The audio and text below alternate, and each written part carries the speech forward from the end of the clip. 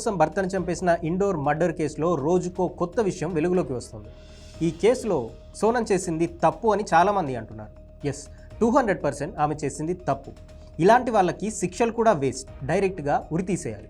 But what about her parents? వాళ్ళు చేసింది కూడా తప్పే కదా.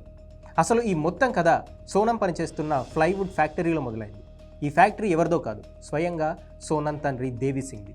అదే ఫ్యాక్టరీలో సోనం HR మేనేజర్, ఆమె లవర్ రాజ్ కుష్వాగ్ సూపర్వైజర్. ఈ ఫ్యాక్టరీలోనే వాళ్ళిద్దరి పరిచయం ఏర్పడి అది కాస్త కొన్ని రోజులకు ప్రేమగా మారింది. కొన్ని రోజుల తర్వాత వీళ్ళ లవ్ గురించి తండ్రికి చెప్పింది సోనం.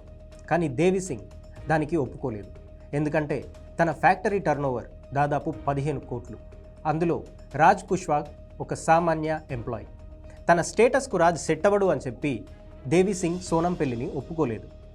రాజు రఘువంశీ అనే వ్యక్తితో పెళ్లి మ్యాచ్ ఫిక్స్ చేశాడు. తండ్రిని ఒప్పించుకోలేని సోనం సింపుల్గా రాజు రఘువంశీని పెళ్లి చేసుకొని అతన్ని చంపేసి ఆ తర్వాత తన లవర్తో ఉండిపోవాలని నిర్ణయించుకుంది. హనీమూన్కి వెళ్దామని చెప్పి మేఘాలయకు తీసుకెళ్లి లవర్తో కలిసి చంపేసింది. ఇక్కడ సోనం, ఆమె తండ్రి, ఆమె లవర్ అంతా సేఫ్గానే ఉన్నారు. బట్ ప్రాణాలు కోల్పోయింది మాత్రం అమ్మాయిని నమ్మి పెళ్లి చేసుకున్న రఘువంశీ.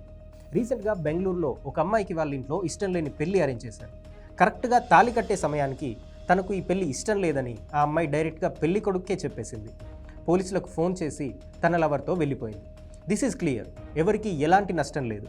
కానీ ఇలా పెళ్లి చేసుకొని ప్రాణం తీయడం దేనికి?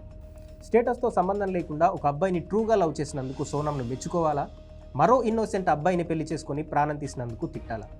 నిజానికి ఈ విషయంలో సోనం తప్పు ఎంతుందో వాళ్ళ నాన్న తప్పు కూడా అంతే ఉంది.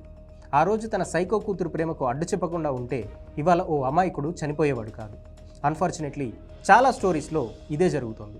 అమ్మాయిలకు ఇష్టం లేకుండా పెళ్లి చేస్తే పెద్దవాళ్ళకు భయపడి వాళ్ళ ఇష్టం లేకుండా పెళ్లి చేసుకుంటున్నారు, అయితే ఇల్లీగల్ అఫైర్స్ పెట్టుకుంటున్నారు, లేదంటే భర్తలను చంపేస్తున్నారు.